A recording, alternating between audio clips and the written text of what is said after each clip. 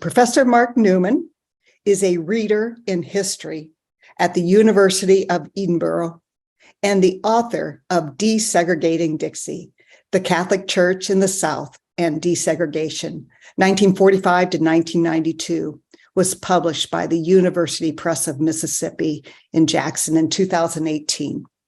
So I'm going to turn it right over to Professor Newman. Right, what I thought I'd do is to start off by talking a little bit about what the situation was like in the South in 1945. So if we start at this period, it's the end of the Second World War. And what we find is that Catholic institutions in the South are segregated. So whether we're talking about churches or schools, or indeed if we're talking about hospitals even. Catholic prelates didn't criticize Jim Crow segregation. African Americans attended either separate parishes, which were called special parishes, or they attended territorial parishes in which they were segregated. That's to say they were assigned to seats that might be in the rear of a church or in the side aisles of a church, and they received communion after whites. So this was a common pattern that we see over and over again. In some smaller communities, there would be a white Catholic church and a black Catholic church in close proximity. Other churches reflected a residential segregation of their areas. Whites attended territorial parishes, which, as they sound, were geographically determined, so a parish would be for a particular locality. Special parishes, as they were called for African Americans, were racially defined, and these were often for an entire town, or in larger towns or cities, or it would be for particular sections of a town or city. Usually, territorial parishes were served by diocesan clergy, and special parishes were usually served by members of religious orders.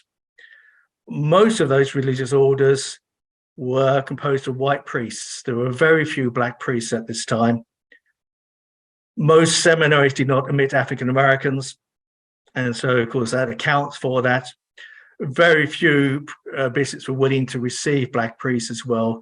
There were a few of them scattered around and always assigned to black parishes and missions. There were three black orders, African American orders of nuns or sisters. The Sisters of the Holy Family, the Oblate Sisters of Providence, and the Franciscan Handmaids of the Most Pure Heart of Mary. And they staffed black Catholic institutions, especially schools. And some of the schools also had black lay teachers as well. Most of the schools were, in fact, African American Catholic schools. Most of them were actually taught by members of white or predominantly white sisterhoods. The largest of those in terms of teaching African American Catholics were the Sisters of the Blessed Sacrament. And it's worth noting that the Sisters of the Blessed Sacrament excluded African Americans. And so what we find is sometimes even orders that were devoted to teaching or staffing missions for African Americans were themselves exclusionary towards them when it came to their own membership.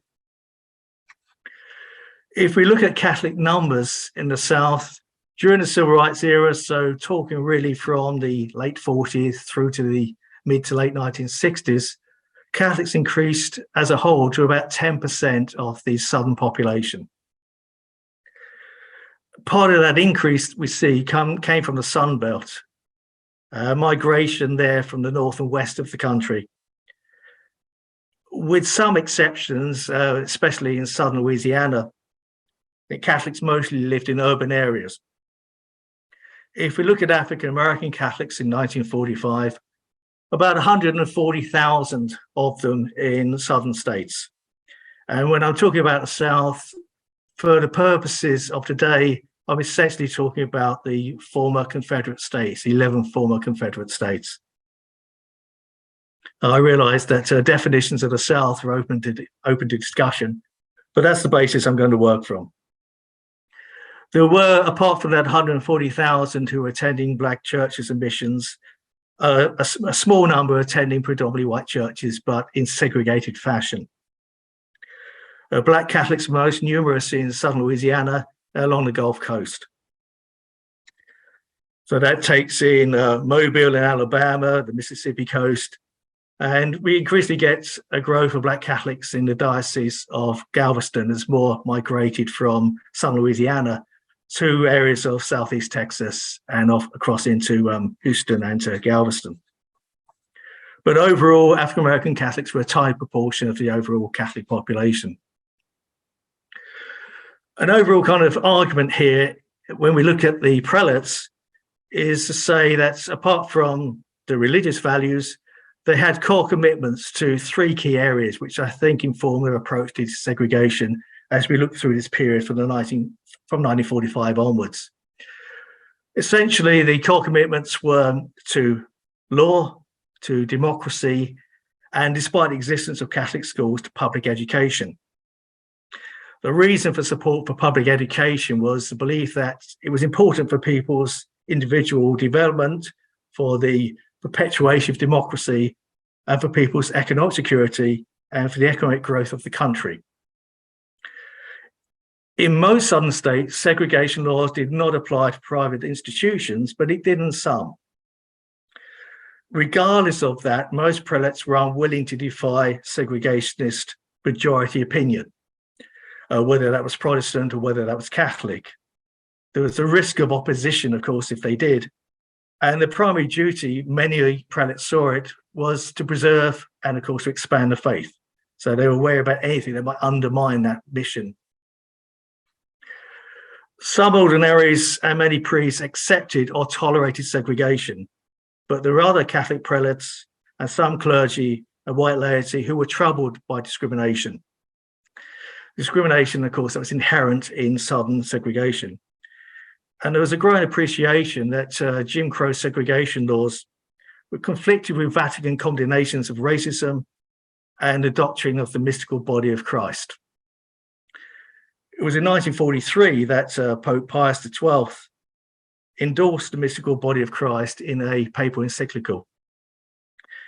And the mystical body of Christ, alongside the development of the civil rights movement, would help inspire Catholic integrationists in the South and elsewhere in the nation to speak and organize against segregation as we go into the late 1940s, 50s, 60s.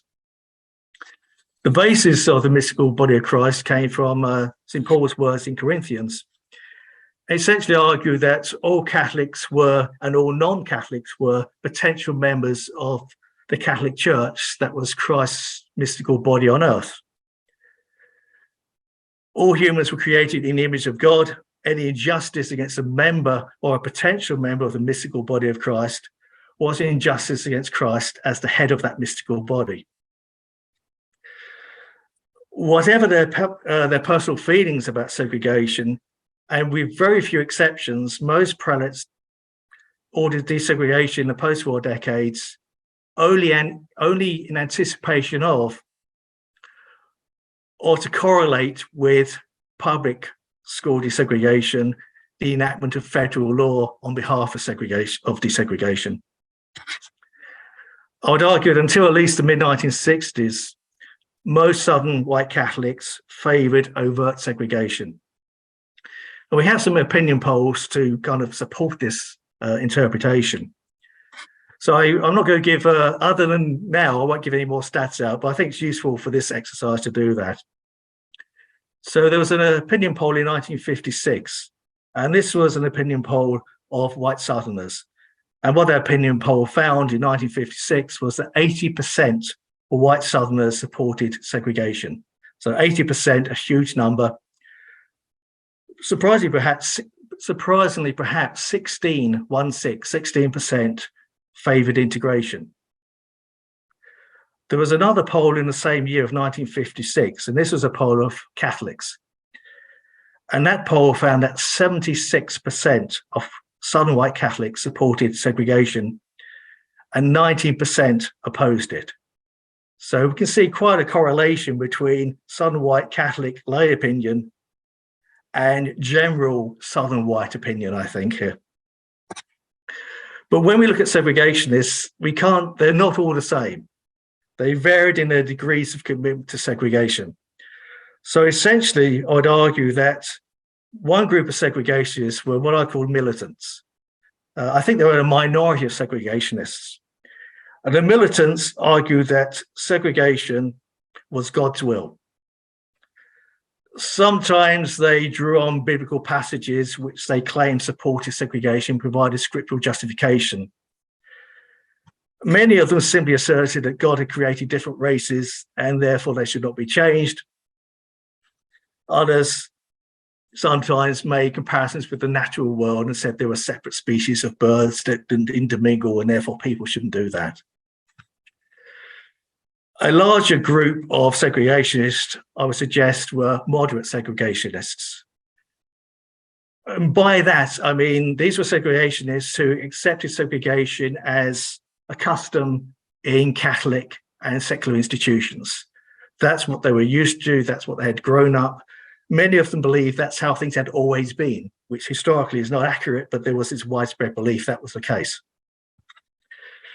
Moderate segregationists didn't claim a religious justification for segregation.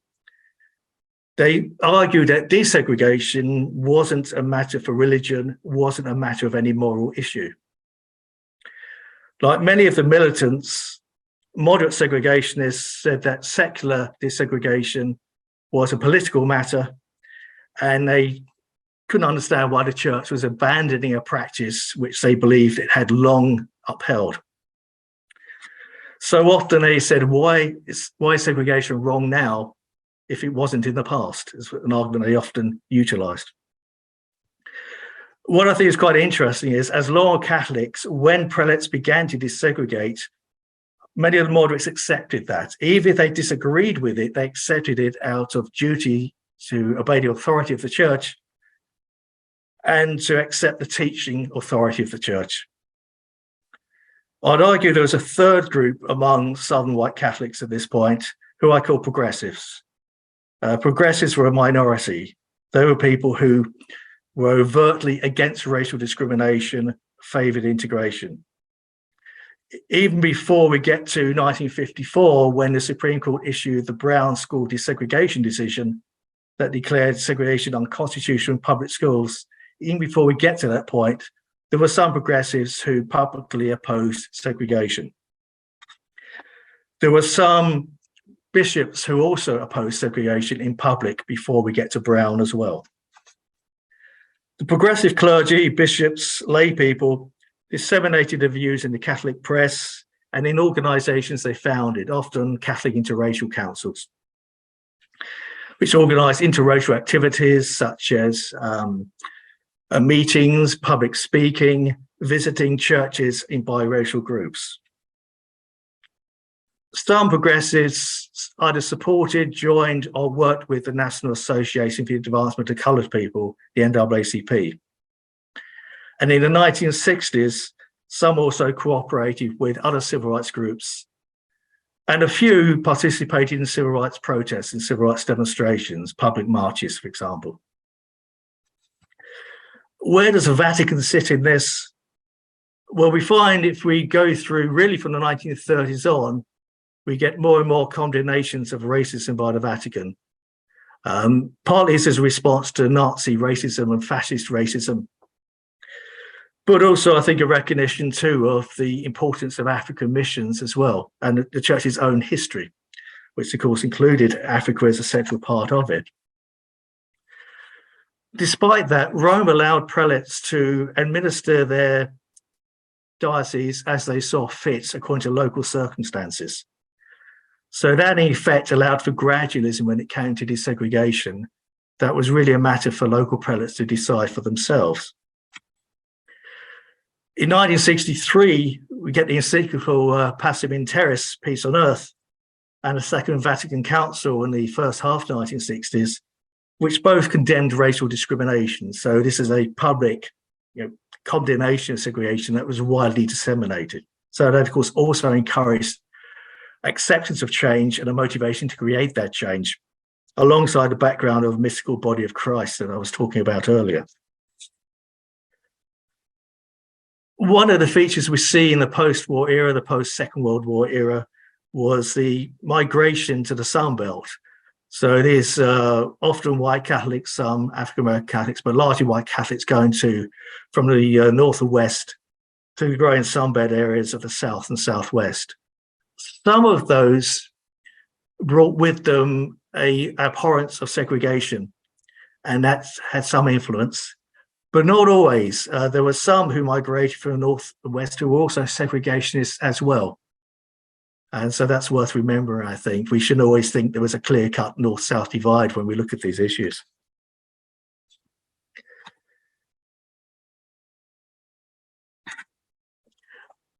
When we look at the patterns of desegregation, quite often what we see is the church following behind secular developments. Some prelates were reluctant to desegregate until they felt compelled to act when secular desegregation became inevitable. They felt they needed to act because they had the background of Vatican teachings, had the background of the mystical body of Christ. African-American Catholics themselves call for desegregation. And when we get the overturning of segregation laws, then many prelates felt free to act against desegregation and compelled to act. So these things often operate in tandem. We have developments among Catholics, but we also get the significance of secular change. Catholic prelates believed in the rule of law as a religious, a democratic, a patriotic duty. So when we have the Brown decision, Supreme Court decision of 1954, when we get the Civil Rights Act of 1964 and 1965, the 64 Act desegregated public accommodations, the 65 Act overturned racial discrimination in the vote. So when we get change in the federal law, we see ordinaries, that is bishops, prelates, calling for obedience quite often to those changes. Equally important, I think, there's a commitment to public education. And so that, of course, led prelates to either endorse the Brown decision or to oppose attempts to stop the implementation of that decision. It's also worth pointing out that some bishops were very reluctant to act, and often it takes federal pressure to lead them to act. And federal pressure is not operated directly. It's more a case of persuasion. If you think of President John F. Kennedy, Kennedy in 1963 called in religious leaders, white religious leaders, to the White House and called on them to support the Civil Rights Bill that he was proposing. And of course, Kennedy was a Catholic, as we all know, so that created even more pressure on the prelates to try and respond to that. But we also got more direct pressure as well. An example of that is the Civil Rights Act of 1964 included a mandate that any federal aid to education had to be to schools that had non-discrimination.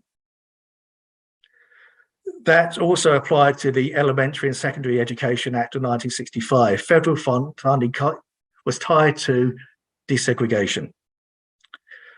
So was the case with Medicare and Medicaid that came in as part of Johnson's Great Society. If hospitals wanted to get federal funds, then they had to be non-discriminatory. So, of course, we have Catholic children, Catholic schools are in receipt of federal monies, and Catholic hospitals in receipt of federal monies. If they want those monies, they have to end discrimination. So there are those pressures as well. When we look at religious orders, certainly we see racism among white members of religious orders. That's certainly, we see this quite a lot. We also see at times religious orders trying to press bishops to desegregate. So it's not all a one-way street when we look at these. As we get into the 1960s, there's an increasing decline in vocations, often in the aftermath of the Second Vatican Council.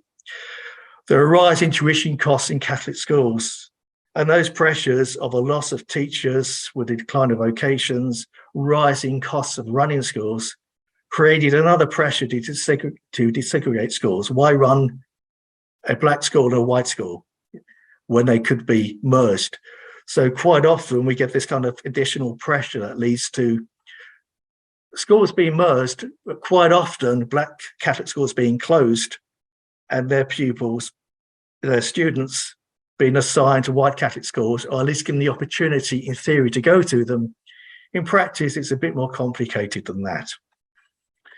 Quite often, Black Catholics could not afford the tuition fees in the white Catholic schools, which had been better funded and better equipped on the basis of their tuition, and better supported quite often by the diocese. Public schools were themselves desegregating, so more African Americans went to those public schools who had previously been Catholic schools.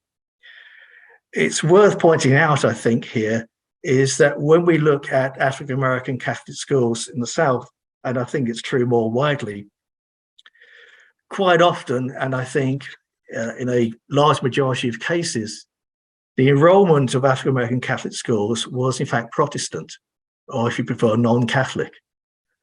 And when we see the pattern of Catholic school desegregation in the South, what prelates often say is that white Catholic schools will admit all Catholics regardless of race. What in effect that does, of course, is to exclude Black Protestant children who had been enrolled in Black Catholic schools. So that has the effect of limiting the practical desegregation of formerly white Catholic schools very significantly. So we get a lot of token change when we look at the actual patterns on the ground as desegregation began to be implemented. So that's a kind of a broad picture. What I'd like to do now is to talk a little bit more about the kind of chronology of this, to see the pattern in which desegregation began to be approached and how it was implemented. Essentially, what I think we see here are three main stages. The first of these from 1945 through to 1954. The second of them between the Brown decision of 1954 and 1965, and the third and final one from 1966 on through to the early 1970s. The first stage, 1945 to 1954, the Brown decision, we see in a few dioceses, mostly in the peripheral South. And when I'm talking about the peripheral South, I mean the 7 states that surround the Deep South. So in the peripheral South, a few dioceses begin to have limited piecemeal desegregation. In the second stage, between 1954 and 1965, every southern diocese began parochial school desegregation. Those in the Deep South usually acted only alongside and sometimes after the public schools who began to desegregate under federal court orders. In the third stage, which takes us from 1966 through to the early 1970s, all dioceses attempted to achieve desegregation in all of their institutions. Sometimes they closed Black Catholic schools and churches as part of this drive to desegregate. Sometimes they paired Black Catholic and white schools together.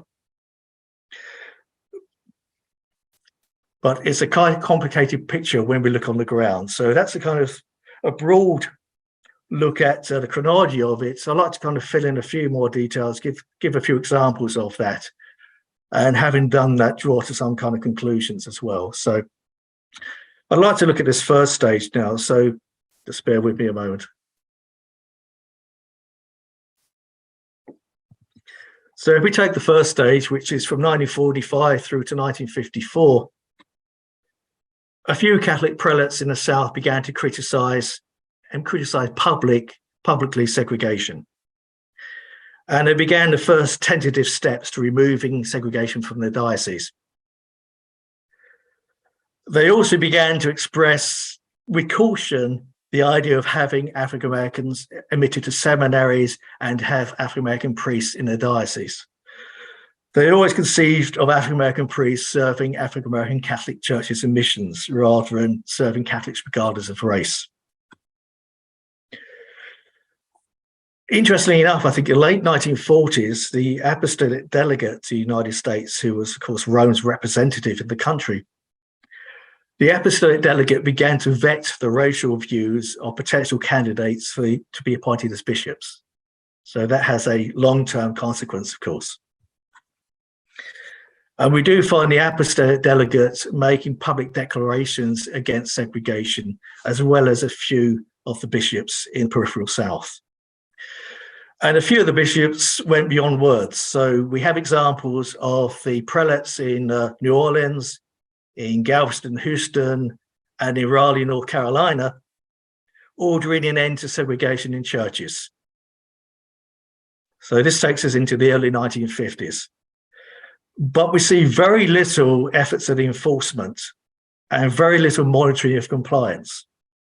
So the words are there, sometimes there are pastoral letters issued calling for an end to segregation of churches. There isn't a great deal of enforcement. There's one famous example where there was, and that was Bishop Waters in Raleigh, who went to a small church in Newton and to preside over desegregating the church. And there was white lay opposition. There were mobs gathered outside the church, and Waters went to the church specifically and braved the mobs. Insisted the church desegregation went ahead. So that seemed to usher in change. But in fact, even a few years later, African Americans and whites sat on opposite sides of that church. So a church that was nominally desegregated was in practice still segregated. In 1953, Archbishop Robert Lucy of San Antonio asked religious orders to segregate their schools in his archdiocese, but he only asked them to segregate their schools which were single sex, reasoning that there would be less opposition, because one of the fears that white segregationists tried to stroke was this idea that if black and white children went to school together, eventually they would marry and have children together. So it's a way of single-sex schools. They said, well, there's no question of the sexes of meeting in those schools. So Lucy thought that would be a good way to start. But when Lucy did this, he only asked for Catholics to be admitted to formerly white Catholic schools, regardless of race. So again, it's quite limiting the impact of desegregation. And there were a few African-American Catholics in the Archdiocese of San Antonio. So we're talking about quite small numbers here. Most Southern prelates didn't comment on racial issues before Brown, either because they didn't feel discomfort about segregation, they didn't have moral qualms about Jim Crow, or because they feared raising divisive issues. Some of them also feared exposing the church to and its members to opposition and discrimination. Some of the older prelates, and some had been appointed in the 1920s, remembered the rise of the Ku Klux Klan, which of course was not only anti-African American, it was also anti-Catholic. And so they were concerned they would put Catholics at risk if they desegregated Catholic institutions when there was no secular change in their diocese at that time. By early 1954, the NAACP was arguing cases that were to lead to the Brown decision. So everybody knew that the Supreme Court was going to have to rule on segregation in the public school system. In May 1954, which is just before the Brown decision was issued, Bishop Peter Ireton of Richmond said that he would desegregate Catholic schools in the city of Richmond, Catholic high schools in the city of Richmond in September, in the fall. So he knew, of course, there was going to be change, and he was kind of preparing in some ways people for that change. In most cases, we don't see much change until we get to the aftermath of the Brown decision. So that takes us into this second stage. Catholic Church had traditionally called for obedience to the law, for respect for authority. And accordingly, no Catholic prelates, no diocesan newspaper condemned the Brown decision. And some prelates supported it. That was usually in the peripheral southern states. The only exception where a archbishop expressed or a bishop expressed support for Brown within the Deep South was in New Orleans.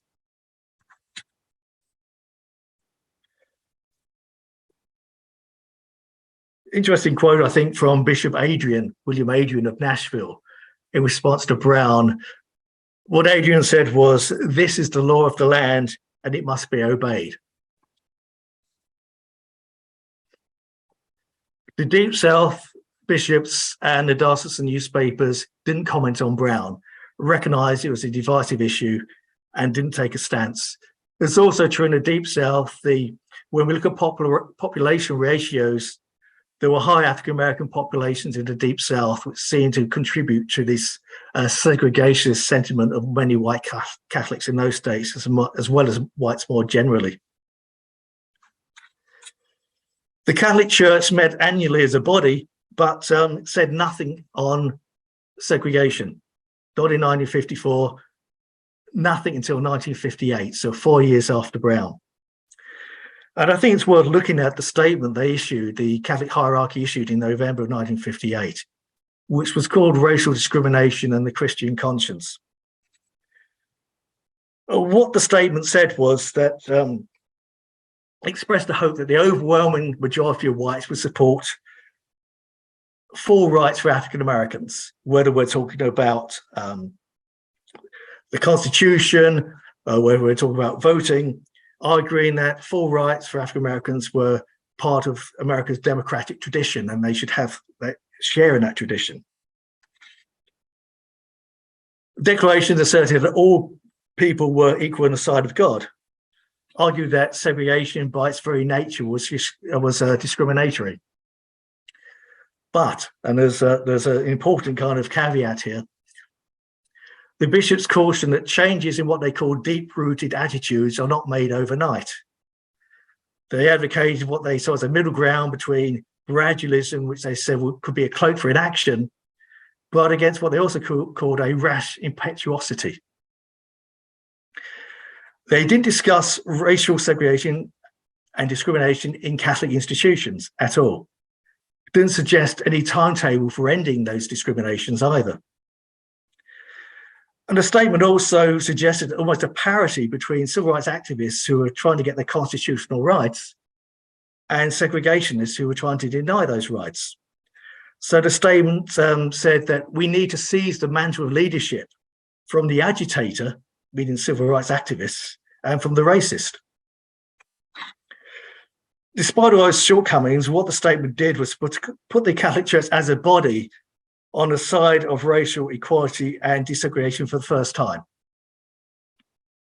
And progressive Catholics often were able to cite that statement in justification for their views. So it's important as a justification and for some as a motivation as well. And it did lead some Catholics to consider racial attitudes in a way they had not done before. We also get, as we get to the 1960s, 1963, we get Passim in Terrace. So Pope John the 23rd said that racial discrimination can in no way be justified.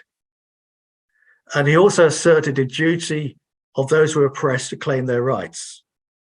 And those statements were widely disseminated in pastoral letters when we look at bishops in the peripheral South. It's worth noting too that the Catholic bishops issued a collective statement in August of 1963, so a few months after Passim in Terrace, in which they called for equal rights in voting, jobs, housing, and so forth. And Archbishop Patrick O'Boyle of Washington gave the invocation at the Civil Rights March on Washington in August 1963, the famous march in which Martin Luther King gave the I Have a Dream speech. Over 200,000 people attended that march, and the estimates are that about at least 10,000 of them were Catholic. And they included clergy and laity as well. Most prelates, though, were ambivalent, if not hostile, to civil rights demonstrations. So we always have to kind of weigh these different kind of aspects when we look at this picture. Famously, Archbishop Tulu in Alabama opposed the Selma civil rights demonstrations in 1965. Although many Catholic laity from outside the South and some clergy from outside the South did participate in those demonstrations when Martin Luther King called on the religious of the nation to converge on Selma to show their support. The third stage I want to kind of finish with and come to a conclusion is from 1966 onward. And there we see an acceleration of desegregation by bishops who had begun the process, and the first school desegregation by bishops who hadn't. So the last bishops in the South who desegregate their schools were in the Diocese of Alexandria and the Diocese of Lafayette. And this takes us into 1965. We have the pressure of the Civil Rights Act of 1964. Federal funds are attached to this. We get accelerating public school desegregation. And what happens in Lafayette, Alexandria, it's a response to the federal court orders that desegregated public schools to then follow on or to time Catholic school desegregation with the implementation of public school desegregation. In the late 1960s, the federal government began to tighten up more in desegregating schools, to put in more regulations or more court decisions, and that created additional pressure to desegregate Catholic schools, not to want to be seen behind what the public school system was doing. But increasingly, the way in which Catholic bishops desegregated schools and also churches was to close African-American churches and schools. And so desegregation came at a great cost, because often, of course, Black Catholic churches and schools were centers of the African-American community. It's where families and communities were nurtured. And so there was a lot of opposition to those closings as well. Some African-Americans accepted the closures as a regrettable price, but a price to pay to get integration. Others were more critical. And we do see quite a few African-American Catholics, particularly among the young, do leave. Because they're so disillusioned by the way in which desegregation is implemented, really at the cost of African-American institutions. Many white Catholics were not willing to accept desegregation. Some of them joined white flight beyond the reach of desegregation. That meant they could go to Catholic schools that were largely white. There were some white Catholics who had enrolled their children in public schools to evade Catholic school desegregation, who then enrolled them back into Catholic schools because they were less desegregated than the public schools. What I think we can find by the early 1970s is that overt support for segregation virtually disappears. Very few white Catholics are prepared to say they support segregation. But we still see a great deal of residential segregation, so that reflects in church segregation in effect, and in effect, de facto, school segregation. We have a lot of token school desegregation, not so much actual fact of it. So there's still an awful long way to go when we get to that point. But there were also, as this kind of closing point, there were some formerly militant segregationists who did change their views. In response to secular change, but also to what progressives were saying about the teachings of the church. So there were some people who did have a change of heart. So it's not all a negative picture, but there's still a great deal of a long way to go if we get to the early 1970s. It's no means the end of the story, but that's where I'm going to end the story for today. Okay, wonderful. Thank you so much. There's so much in there. So we are going to open this up for questions. So if you have a question, you can do the little signal, your reaction at the bottom of your screen, and raise your hand. And I will call on you as you raise your hand. I have a question, Professor Newman. You make the comment, and you mentioned it again today, that this encyclical on the mystical body of Christ played a part in desegregation. And I'm just curious about that because, first of all, I just was curious about it. How did you come to that conclusion? How did that factor in? And I know that you've used a number of methodologies for drawing this together, which included some oral interviews and so forth. So how did you come to the conclusion? Because I typically think of Catholics, most Catholics, not really knowing when a pope is, offering a new encyclical, people on this call will, because they're tend to be very attuned to all those things. But how does that actually factor into? I mean, I recognize it as a tool that progressives could use. Like now we have something to the theology behind this change. How do we get there? But I just was curious about how you came to the sense that had an impact, and I'm not sure how you'd even gauge the impact. Yeah. But first of all, we have to look at the dissemination of it, because, as you say, it's one thing to have an encyclical, it's another thing to actually disseminate an understanding of that. And what we start to see in the late 1940s and into 1950s, the most progressive prelates began to specifically talk about the mystical body of Christ, and explain it when they issue pastoral letters. Okay. So those letters are read in every church. They are usually on the front page of a diocesan newspaper. Sometimes clergy would actually take those letters themselves and would build around them in their own addresses in their churches and more widely. We also see this happening with the growth of Catholic interracial councils that start to happen in the late 1940s and develop more in the 1960s, the first half 1960s. So they also disseminate those teachings as well. And they have public forums, they have speeches, some of them even had in New Orleans, they had essay writing contests for Catholic schools about the whole issue of race and desegregation. We also find there are workshops that sometimes occur through the Knights of Columbus. Many Knights of Columbus excluded African Americans. This was a common practice. Absolutely. Yeah. But there were some examples where, for example, Pastor Joseph Gramillion in Louisiana talked about the mystical body of Christ when he addressed the Knights of Columbus. So progressives try and disseminate the message in different forums.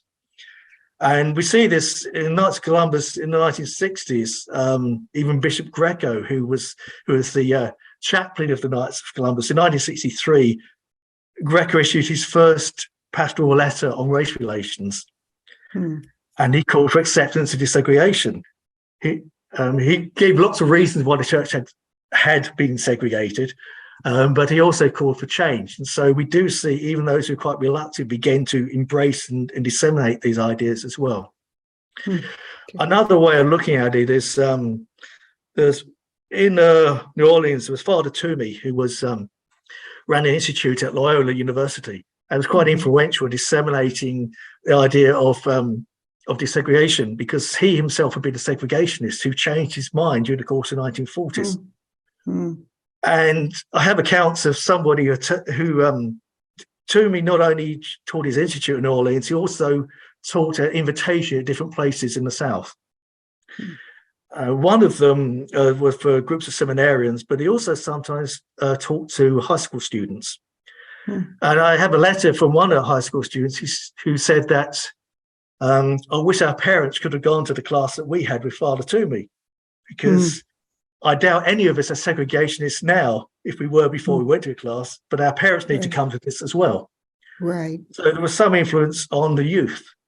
And there were also, in New Orleans, there was a student group that covered the Catholic universities in Louisiana and also Spring Hill College in Mobile, in Alabama, which was overtly against segregation and cited the mystical body of Christ. And they were doing this in 1950.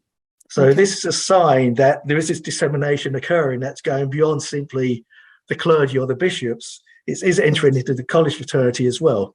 So it's a gradual spreading. But I take the point, and Toomey himself made this point, that he talks about Catholics who are sort of into compartments, who don't really see social issues as anything to do with the church. Exactly. So that was a constant battle, and I agree with you. It's not everybody by any means is even hearing this message, let alone responding to it, but some are. Exactly. Great. Thank you very much. Ralph, you have a question? Good afternoon. Afternoon. Thank you for your talk. I'm a little confused about Pope Pius XII. He was the Pope just before John the 23rd, right? Yes. And I remember seeing him on television when I was a kid. But there's a passage in Shannon D. Williams' book, Subversive Habits. It's the book about the nuns and getting into, which is a tremendous book. It's terrific. On page 121, it says, although the U.S. Catholic bishops waited 4 years to publicly endorse the 1954 Brown decision and even ignored a deathbed order from Pope Pius XII on October 8th, 1958, while doing so, select white bishops, priests, and sisters committed to desegregation used the landmark decision ruling segregation in public schools unconstitutional to push white orders to open their ranks to Black women and girls. But it's just interesting. So I guess I was a little confused in terms of Pope Pius XII. Was he for segregation or desegregation, or was he against it, or was he neutral? And I guess popes were ignored back then, the way that Pope Francis has to fight to get people to come along. But what's your thinking on that? Okay, just a little bit of background, because I couldn't fit it in, is that the first proposal to have a Catholic statement by all the bishops at their annual meeting was put forward in 1957 in the direct aftermath of the Little Rock school desegregation crisis, the public school desegregation crisis, in which white mobs prevented desegregation of a public high school, Central High School. And eventually the president reluctantly federalized the National Guard and sending troops to desegregate that school. So Father Cronin, who was connected with the National Catholic Welfare Conference, proposed having a resolution, essentially what became the racial statement of the year later. And he found many Southern bishops did not want that statement to be considered, and effectively forced it off the agenda. Cronin came back with a statement in 1958, and there was again opposition by some of the Southern bishops, not all of them. Some of them thought now is the time we have to say something. And they got a papal endorsement. So they did get a papal endorsement. The Pope issued a cablegram saying, the Pope agreed to it, and a cablegram was issued in his name saying, agree statement, issue at once. So who was Pope then? That was Pius XII, and then he died. Right. Okay. Yeah. Almost within a day or two. It was that close. Okay. Wow. But of course that was great ammunition for the bishops who supported that statement to say, well, we've got to go ahead. We have to consider this. So that did make a difference. Mm-hmm. Mm-hmm. Okay. Well, thank you for that. I won't hog the conversation. Thanks, Ralph. That was great. So we have a question from Reba.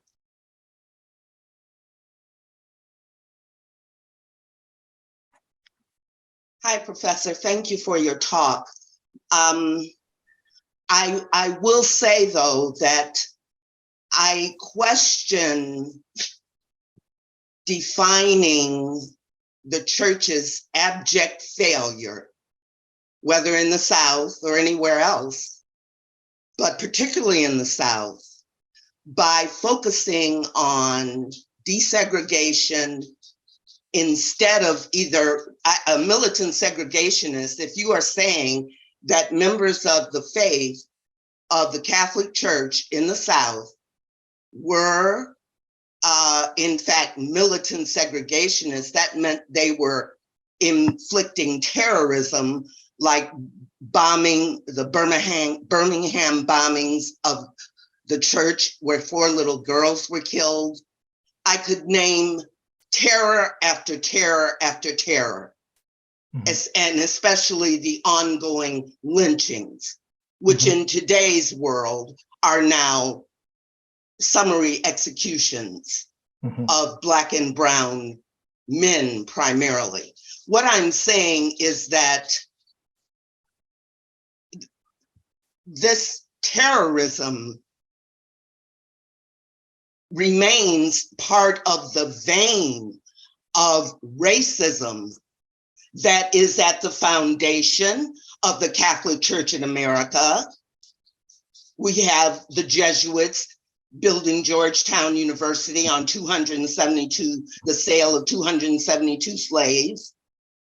We have African Americans, indigenous, I won't go on, but to me, they were either passive or they were passive, accepting the violence, or active. And any further distinctions to me are academic and devoid of the compassion that Jesus calls us to. Thank you. Yeah, I don't have any disagreement with what you said. There's, as you say, racial terrorism was widespread, and it's not ended. There's no doubt about that. Segregation was widespread. There was white supremacists, and the militant segregationists, in terms of the Catholics I'm looking at, were vehemently, they tried to deny they were white supremacists, but their arguments were it's clearly white supremacist. And they were disseminating those arguments and sometimes organized to try and prevent the church taking any action, and sometimes successfully. So in New Orleans, white Catholics organized as an association of Catholic laymen, and they generated such opposition that the Archbishop Rummel stopped talking about desegregating the schools. He had said in the mid-50s he would desegregate the Catholic schools, and in the late 1950s he stopped talking about it. And eventually the church said it would desegregate schools there when the public schools did. But what happened in 1960 amongst the white riot and the white boycott, and the Catholic schools did not desegregate. In fact, they didn't act at all until 1962. So that was 2 years even after the beginnings of token public school desegregation. So there was a great deal of wide opposition.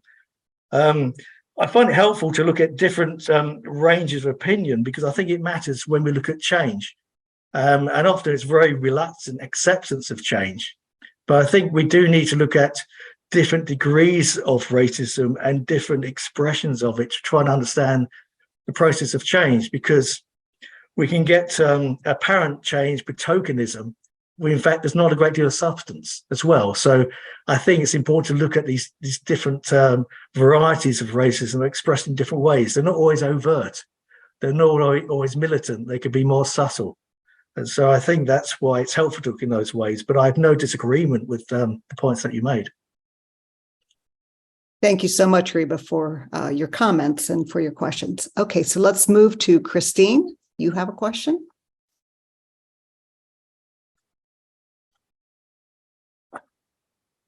Can you unmute, Christine?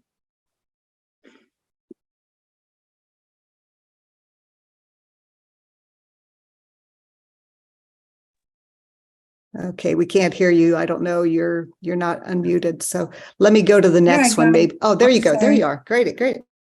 I'm so inspired by Reba's courage to ask the big question.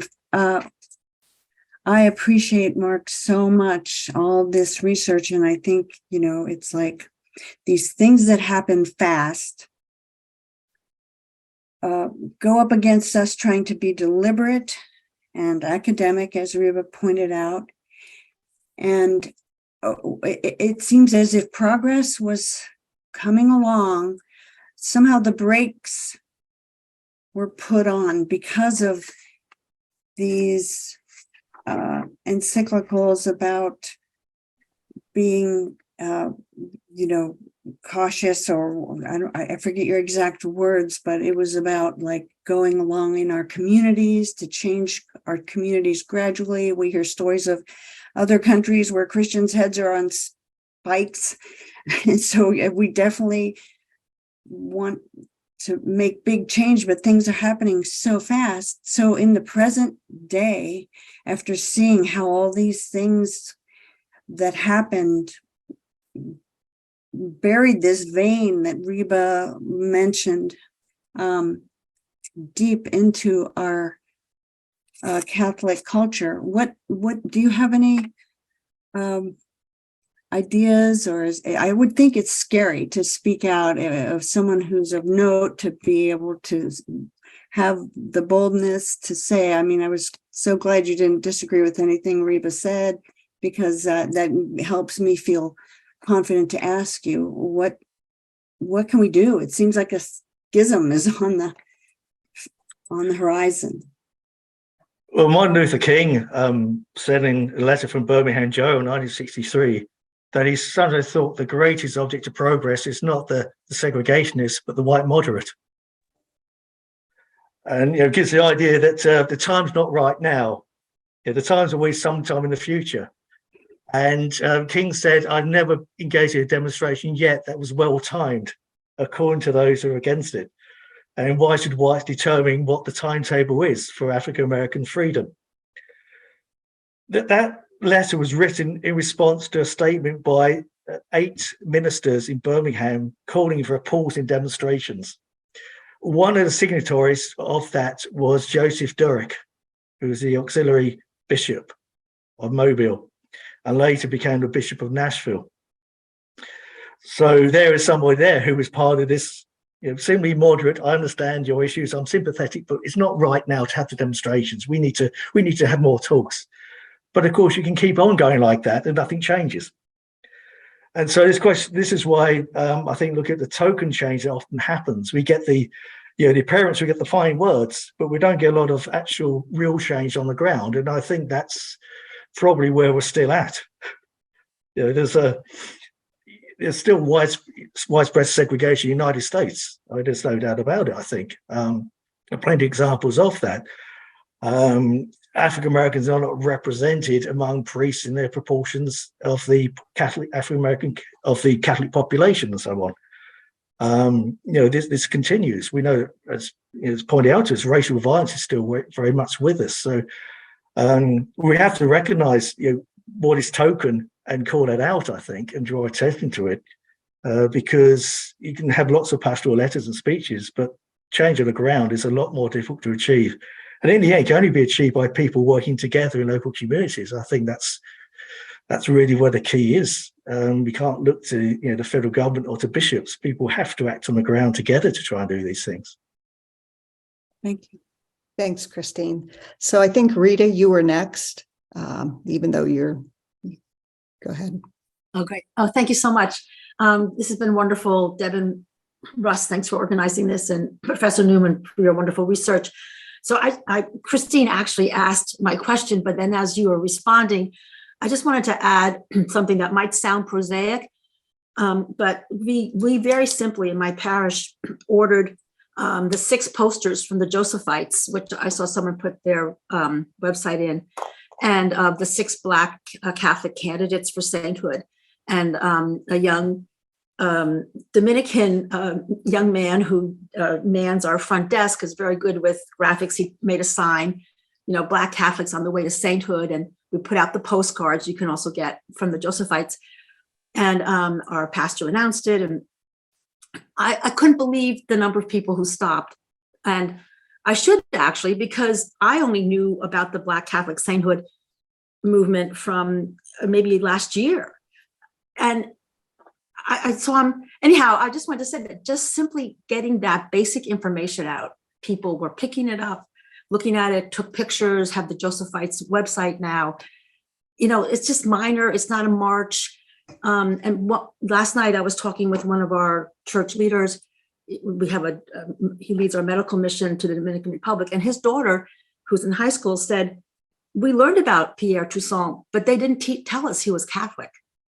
He was, taught about as a New York City, I'm in New York, as an activist in New York City, but they didn't mention he was Catholic. And so there's room for little actions. And again, that might sound prosaic, but I'm glad we did it. So thanks. Thanks, Rita. I don't know if you have anything to say there, Mark, but I'm going to be able to take 3 more questions and then we're going to have to move. So if you can just, keep them rather short and sweet and quick. Russell, you have a question? Yes, I do. Prior to, say, Vatican II, I know that people, and even up into the 70s, people were sort of stuck in their parishes. I mean, if you lived in a parish, you had to go to church there. And I know that now, moving into this millennium, I see people going to different churches depending on the liturgy or the kind of music they have, or what the congregation is like. And to me, that's the ultimate way to desegregate something, is to let people go where they want and be with the groups that they want. And I was wondering if you had anything to say on that. Well, often actually, when we look at the period I've been looking at, African Americans could not go to their local parishes. Often they have to travel distances to go to a designated African American parish. So I think that's kind of worth bearing in mind as well. So that's that is I think an important feature trying to kind of understand this. I don't have any kind of more comments beyond that, really. Well, I think, thank you, Professor Newman. One of the things that we have to remember, I think that you might want to remark about as well is, as we're looking at desegregation, we're not seeing white parishes segregate or go over to black parishes, so the black parish is closed, which is also another form of, white supremacy, racism. So, so people, as you said, were losing their schools, losing their churches. It wasn't the other way around. We weren't expecting white Catholics to go to the black churches and the black schools.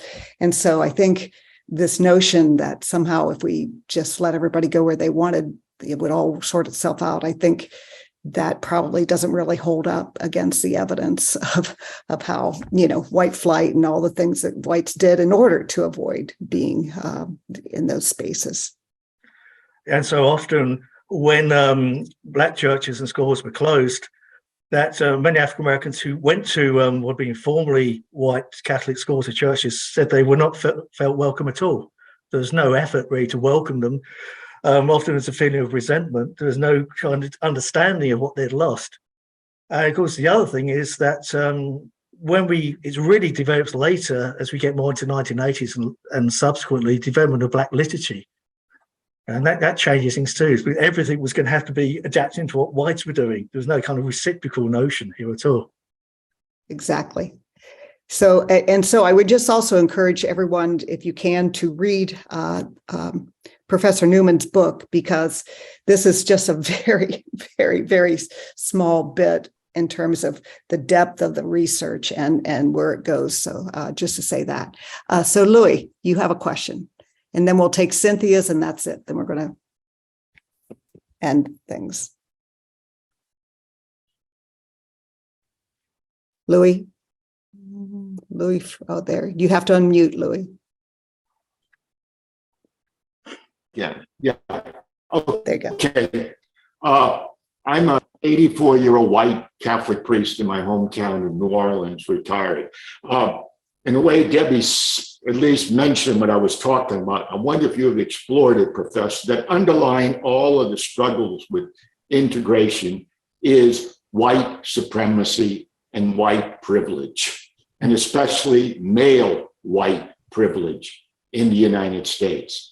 And until we get at that, all the talk about integration is, to me, nonsensical. I belong to a group of peace and justice people involved in the Vincentian family, the priests and sisters and others. And that's what we're addressing right now. So it's much deeper and much more inclusive. And I wonder if you, in your research, you come upon that. Thank you. Well, essentially, when we look at desegregation, it's nearly always a one-way street, as we talked about. And it's almost, there's no real effort to get any kind of real mutual understanding here and appreciation, of the African American community and what African American Catholics contribute and what their own history is. There is not that understanding by whites so often. We see this over and over again, and so African American Catholics began to organize themselves more, because we get the National Office of Black Catholics. It's formed in 1970. We get the revival of the Black Catholic Congresses, which become very important as well. As we talked about earlier, the development of black literature, all the things are important. But there's until there's mutual appreciation, understanding of racism, how it's manifested itself across time, then desegregation is not going to work, because people have to understand the history of racism and its continued manifestations in order to try and address them. Thank you. Thanks, Louis. Thank you. And the last question from Cynthia. Hello. I have been Catholic since conception. And I belong to the National Black Catholics. I've gone to 5 different congresses. One of the things that upsets Black Catholics here in America is when they put a African priest as pastor over a Black Catholic and American Black Catholic parish. The cultures are not the same. We don't come from the same basis. And a lot of people complain they wouldn't put an Italian priest in over an Irish because the cultures are not the same. When the parishes complain about it, it comes back, well, you're all Black. And that causes a disruption because it seems like in America, we're not producing Black religious. We're importing them from Africa, and we're supposed to be satisfied with that. And it causes an disruption between the Blacks and the Africans because we don't see eye to eye because our history is not the same. Mm-hmm. What do? I don't know.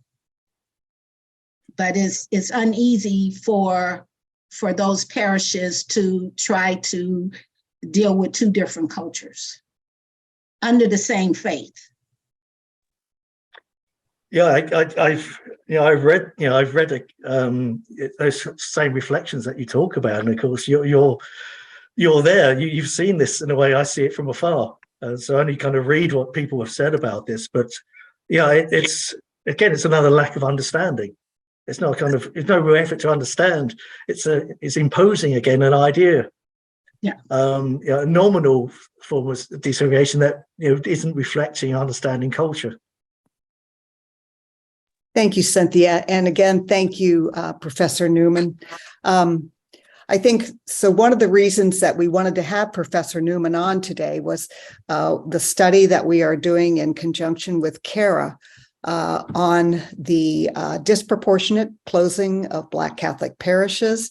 And so Professor Newman's research is really helpful as we look at those numbers. So that's being worked on now. And we just want you to know about that because there's still so much for us to do in terms of waking our leaders up and waking ourselves up to the ways that white privilege and white supremacy still infiltrate everything within the church. And so we have a lot of work to do for racial justice and reparations, and we want to continue to do that. So again, I want to thank everybody for being here today, and more to come. We will